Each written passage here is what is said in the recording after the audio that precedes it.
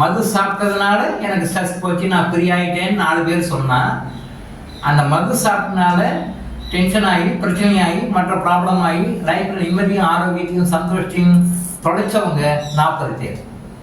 பாதிப்பு வந்து அதிகம், நன்மைகள் வந்து குறைவு. குறைவு இல்லை, குறைவு தான் அது. ஸோ அப்போ நம்ம என்ன தெரிஞ்சுக்கிறோம்? மது சாப்பிட்றது எந்த காரணத்துக்கும் தவறு தான்.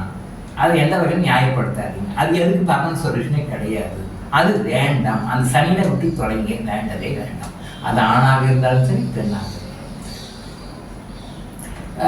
சில ஏரியா நான் கேள்விப்பட்டிருக்கேன், குழந்தைகள் வந்து டெலிவரி ஆச்சுன்னா அந்த அந்த வலிப்பு மாதிரி இசுப்பு மாதிரிலாம் வரும், அதுக்காக பிராந்தி கொடுக்குறோன்னு சொல்லிட்டு கேள்விப்பட்டிருக்கேன். நான் சில லேடிஸ்க்கு வந்து குழந்தையை பெற்றெடுத்தவங்களுக்கு வந்து பிராந்தி கொடுக்குற பழக்கம் சில பெண்களுக்கு கொடுக்குறாங்கன்னு நான் கேள்விப்பட்டேன்.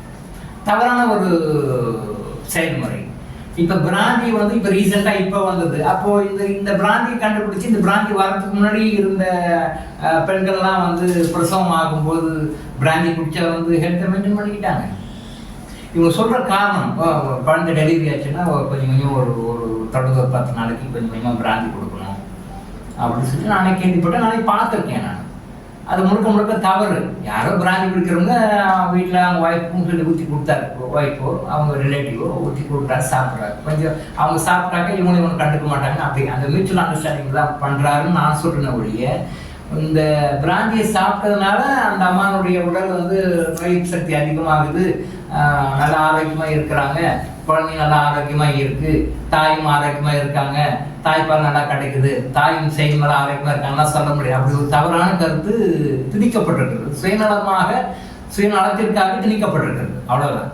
பட் எந்த காரணத்துக்கு கொண்டு அந்த மாதிரி டெலிவரி ஆனவங்களுக்கு பிராந்தி கொடுக்குற பழக்கமெல்லாம் இருந்தால் கூட நீங்கள் விட்டுடுங்க. அது தவறு, அது வேண்டாம், அது உடம்பு தான் கெடுக்கும். நீங்கள் நினச்சிக்கலாம் பிராந்தி சாப்பிட்டாங்க மற்ற while comparing with other women's,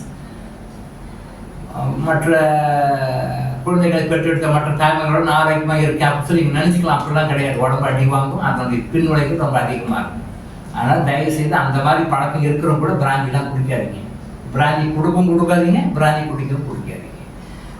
பிரசவித்த பெண்களுக்கு நிறைய மூலிகைகள், நிறைய விஷயங்களை சித்தர்கள் சொல்லிட்டு போயிருக்காங்க, யோகிகள் மகான்கள் சொல்லிட்டு போயிருக்காங்க. அந்த மாதிரி விஷயங்களை கொடுங்க. குழந்தையும் ஆரோக்கியமாக இருக்கும், தாயும் ஆரோக்கியமாக இருக்கும்.